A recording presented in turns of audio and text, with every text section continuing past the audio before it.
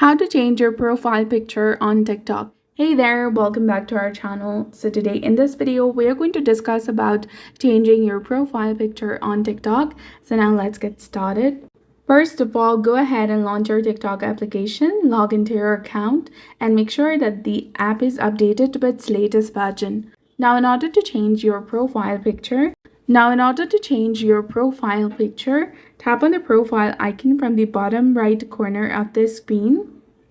Now, once you're in your profile page, tap on Edit Profile. Once you do that, you will see various options of change photo, name, username, bio, links, AI self, and more options. Now, if you want to change your profile picture, tap on Change Photo. Now you can either take a photo, select from gallery, or see the photo. So I'm just going to go ahead and select any one photo from my gallery. So tap on Select from Gallery. Tap on Next. Adjust the photo. You can also preview it before saving, or you can also post this photo to your story. And that's it. This is how you can change your profile picture on TikTok. So if you found this guide helpful, please like, share, and subscribe. Thanks for watching.